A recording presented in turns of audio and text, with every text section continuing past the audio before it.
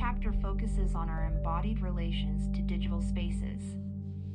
It addresses Australian performance artist Stellark's cry for cybernetic enhancement as a reflection on how technological advancements have made the skin porous. Stellark argues that through interactions with computer and robotic technologies, our bodies can evolve to extend cybernetically beyond flesh. Stellark's grandiose claims reflect the centrality of the body as a means to control a variety of mechanical and digital prosthetic apparatus. Examining the symbiotic relationship of human and technology through Stellark's writings, we can understand not just the alienation of the human body, lost to cyberspace, but the simultaneous humanizing of mechanical and digital worlds. What is at stake here? Do we want to leave the body behind in order to transcend or evolve to become cyborg, or should we insist upon our embodied agency? To humanize or otherwise bring the digital down to earth to better reflect its place within various ecologies? Or would this propose a reductive and unnecessarily binary choice? My discussion of Stellark will then link to my own practice, specifically the process of using analog means to edit digital footage. These analog means consist of my printing out digital footage with the intention of manipulating physical replications of digital processes. The emulation of technological processes in physical space performs some of the larger symbiotic relationships that Stellark outlines. The act occupies virtual and actual environments to reflect on the embodied aspects of digital space, the mechanics of human input needed to produce digital artifact. This will then lead into the recontextualization of digital media into gallery space. The transformation of internet imagery into art objects forces us to reconsider our spatial relationship with cyberspace. Australian performance artist Stellark is widely known for projects that mechanically augment his own body. He has worked in the field of transhumanism for over 50 years, during which he has worked with robotics engineers to create a mechanical third arm, a spider-like exoskeleton, and had a prosthetic ear surgically implanted into his arm. Stellark claims to erode human-machine binaries through the use of prosthetics, robotics, and virtual reality. For the purposes of this exegesis, I will focus on Stellark as a theorist. Stellark's undated paper Zombies and Cyborgs, the Cadaver, the Comatose and the Chimera outlines the thinking behind the technological enhancements found in his oeuvre.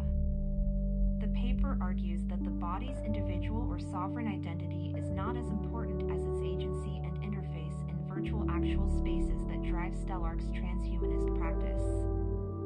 To Stellark, the destabilization of the sovereign human body infers that the flesh of the body no longer constitutes its boundary, and that skin no longer signifies closure. The removal of sovereignty makes the insertion of technology in the body as an act of hollowing the body, an act of technological sculpture. Speaking more broadly about the extension of the body through its interaction with technology, he states, "The body is an evolutionary architecture that operates and becomes aware in the world. To alter its architecture is to adjust its awareness. The body has always been a prosthetic body, one augmented by its instruments and machines. This augmentation is not, however, limited to the images associated with Stellark's oeuvre. The hardline, overtly masculine claim that the skin is no longer the smooth and sensuous surface of a site or a screen omits the idea that the obverse might also be true. That sunburnt, flaking, sweaty, secreting or weeping skin was never a reliable screen or boundary. Indeed, the skin's porosity describes the all-too-human and fluid relations of cyber bodies, as proposed by Haraway and others. Whilst I agree with Stellark's augmented body, his practice and writings revolve around a dichotomy of body equals immanence versus technology equals transcendence, and hence he stresses the myriad of mechanical influences at work upon his physical body. This fails to address how his physical body might actually have a mind of its own, and hence itself bring corporeal influence or agency into digital spaces. Chaofei's RMB City, a fictional Chinese city built in the online virtual world Second Life that was accessible to users from 2009 to 2011, is an example of this embodied digital space. Chaofei is a Beijing-based artist whose work focuses on the changing landscape of an urbanized China. RMB City, taking its name from the abbreviated form of Chinese currency renminbi, took its cue from various Chinese cities, incorporating digital replications of monuments like Tiananmen Square, or the Bird's Nest Stadium that artist Ai Weiwei helped to design for the 2008 Beijing Olympics.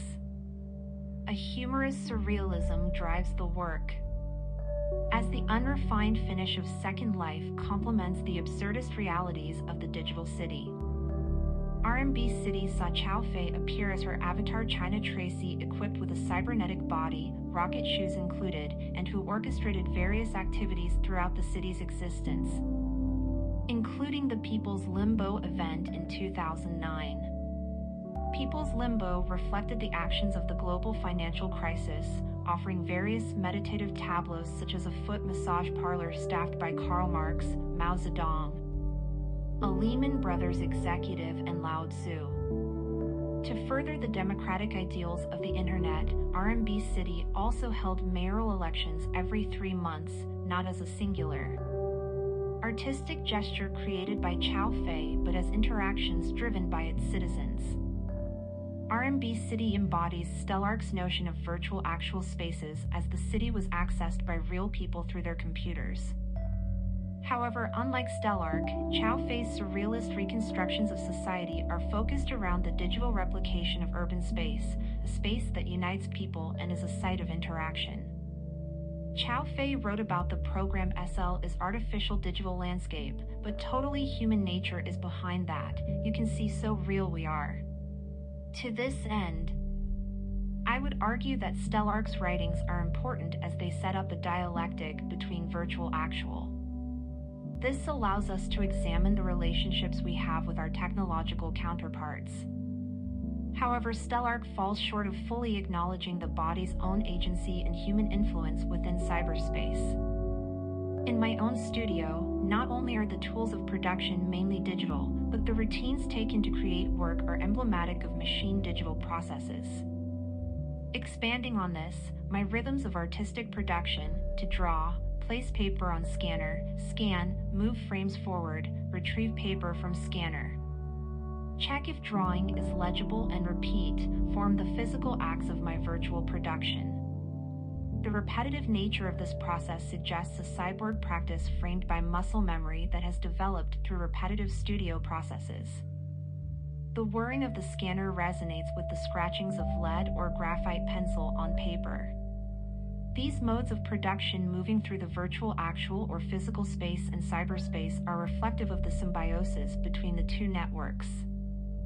Furthering this, the bodily performance of a routine, in my case drawing, net surfing, scanning imagery, and sports training, also express a relational connection to space.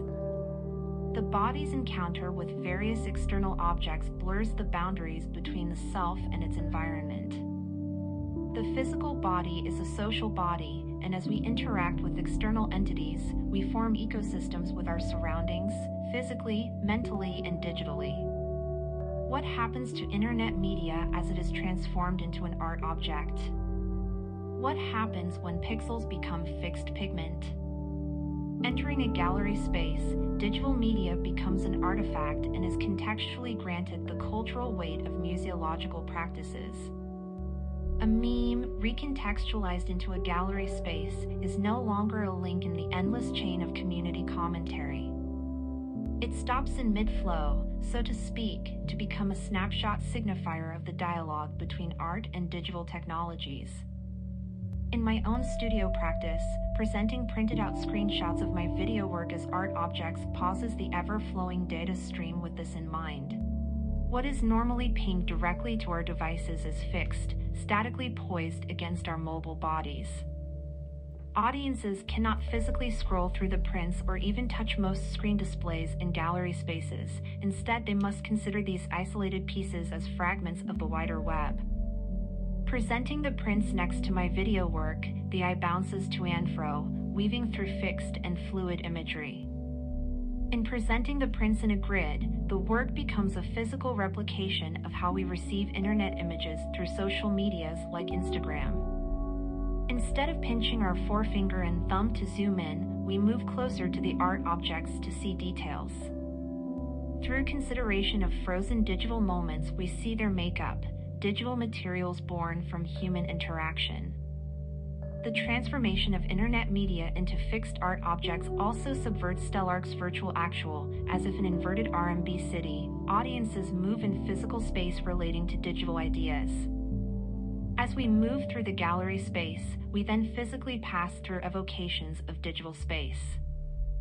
Our bodies then are in space as the boundaries between both environments are blurred as we physically control our motion in digital space.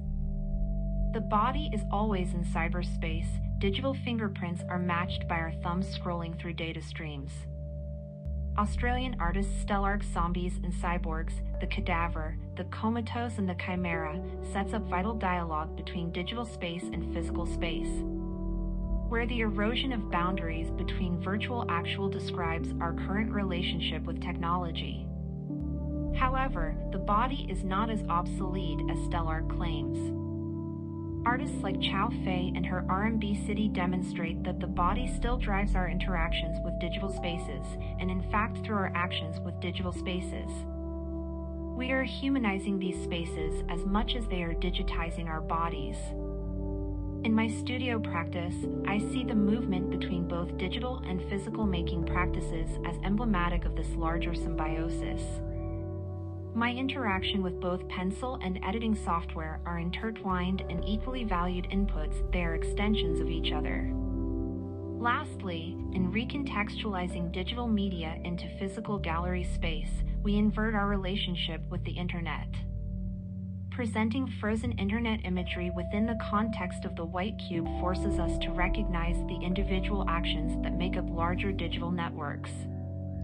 Furthermore, physically presenting internet media as an art object brings it into human scale. Freed from a hunched-over scroll, we can move through cyberspace as naturally as our physical space. We imagine ourselves as both virtual and actual, as simultaneously occupying digital and physical landscapes.